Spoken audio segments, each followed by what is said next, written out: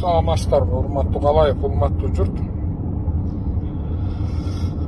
Акыркы убактардагы өзгөрүүлөрдөн кийин ушул кайрылууну жеке пикиримге кайрылып коюуну туура таптым да.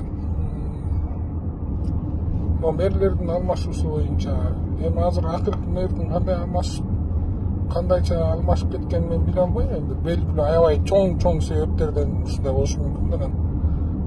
Майда себептерден алмашпайт да.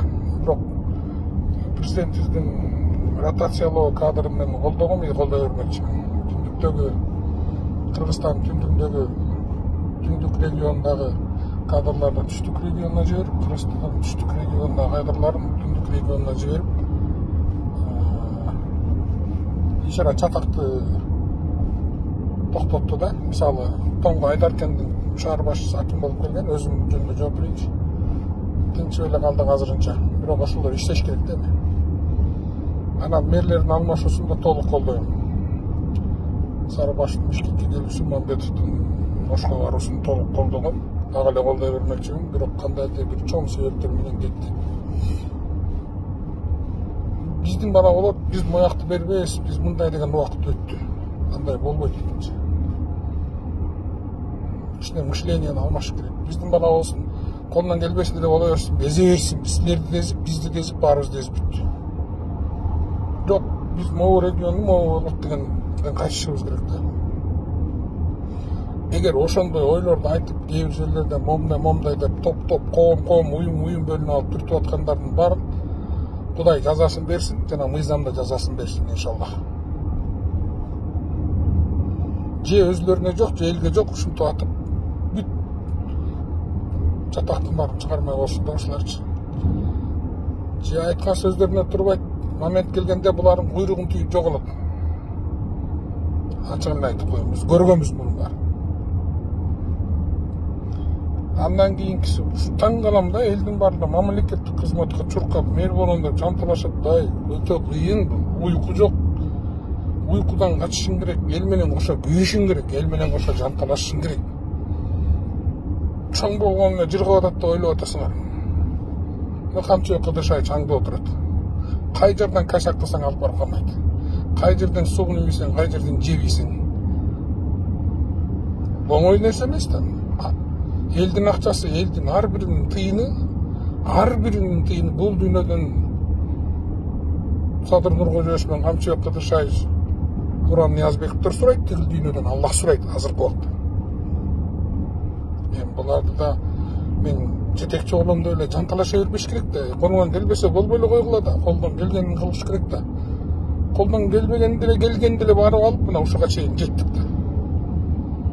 Мэрлер, министрлер боюнча айтып атам да, эл багарлар, журт багарлар да. Айланайындар, мындай кичине бир ойлонбойлубу? Азыркы бир күнүбүз канча эмне деген гана нерселер калып калдымы бул жерде? Шаардачы.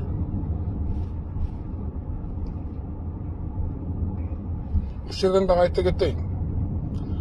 Кумтөрдү алганы бул Садыр Нуркожоевич. Чоң рахмат. Кумтөр үчүн эле мен ыраазымын да.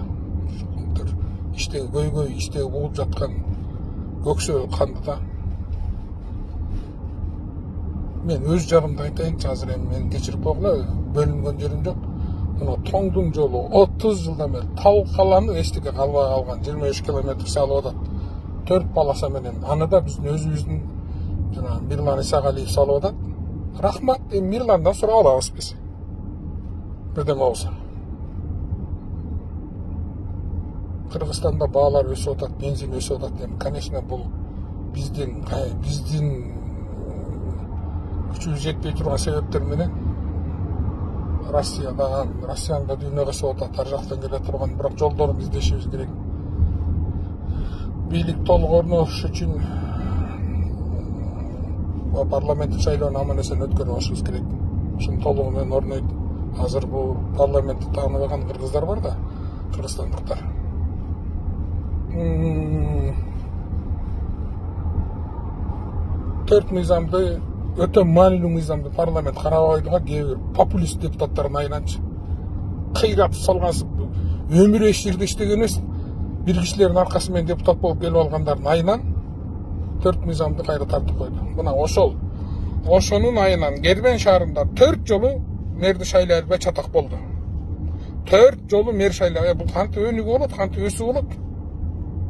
Азырынча демократияны ойнобой кое турбайлыбы, кичине мындай өсүп өнүгүп алып, бир жерге иреттеп коюп алып ойнобойлу. Бат-баттан мыйзамдарды кабыл алып берип койсоңор, монтип 3 шаар 4 мэр болбойт, алмашынбайт эле да. Бишкекте дагы, Кербенде дагы, бардык жерде ушундар. Мен губернатор болуп жүргөндө деле кейбир айыл өкмөттөр акимди да укпайт, губернаторду да укпайт. Биз адамбыз, укпайсыңбы, анда мына деп анан губернатор менен акимди ал айыл өкмөттүн башчысын укпайт. Ошону тирешип атып, элде жардам жок. Акимди да премьер-министр шайлайт, губернатор да премьер-министр шайлаган назначить этчү. Бирин-бир укпайт кээ бир жерде. Сен кыйыз, мен деле алып шайлайт, мен деле шайлайт. Ушу вертикаль влаштты куруп албайлы биринчи. Садыр Нуркожоевич туура эле алып кирген кээ бир нерселерди. Министрлерчи көлөкөсүнөн коркуп кол койбой отурат кээ бир нерселерди. Эртең менен тигамайт, бугамайт.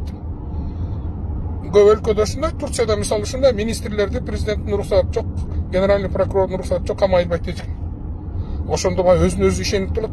Балакет жегенсип жеп ийсем айла жок, ал башка. Бул жанагы үй берилсинден башкасын баарын колдойт элем, ушул кабинет министрликтери боюнча, акимдер боюнча, кол тийбестиктер боюнча жакшы нерселер бар ичинде. Жанагы 4 мыйзамдан кээ бир 10-15% кемчилиги болбосо баарын колдойт элек. Ушу депутаттар вообще колдоп берип койсоңор болмок дейм. Ушуга чейинчи силердин айыңардан дагы 2-3 ай мына жоготтук. Мунун баарын көрүнүп, эми баары эле пайгамбар тобо кылдым. Баары эле кемчилиги жок болбогон эмес, эми кээ бир кемчиликтери бар. Аларды акырын оңдоп койсо болот эле, 2-нчи окууда, 3-нчү окууда. Тездеп берсеңер эмгиче бүтүп калат эле да. Региондор турат. Айыл өкмөттөр хан, акимдер андаметкер. Кичине ушу иретке келтирип элди багыш керек да, отура беребизби?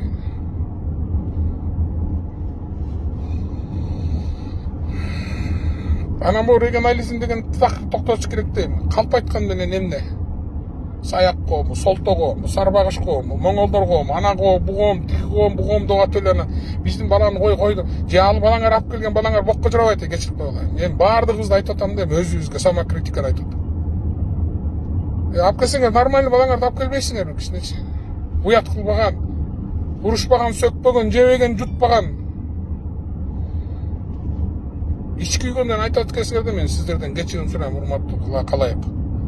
Ушуну токтотуш керек да.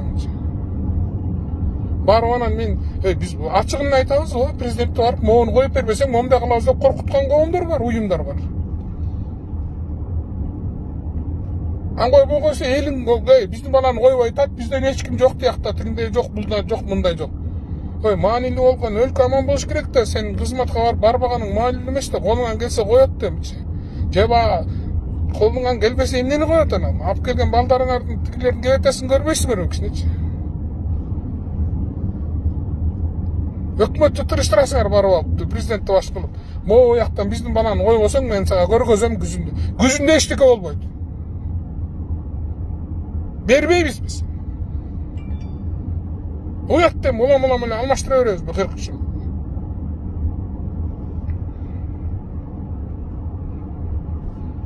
Анан тигини койбосоң тигир болот, муну болбосоң мен минтем, тигинтем. Андай болбойт да, урматтуу калай. Улам берет, мына кайсы акыбалга келди. Ошон үчүн сиздерден өтүнөм, суранабыз. Урматтуу аксакалдар, кичине аксакал катары болгула дейм, урматтуу коомдор, уюмдар. Кичине электен өткөрүп, тазалыгын көрүп, өзүңөр карабасаңар да, районный, Google'дан карап, районный, областной, ККМдан сурап койсоңор, бул бала тазабы деп берерден бирдечи. Рахмат.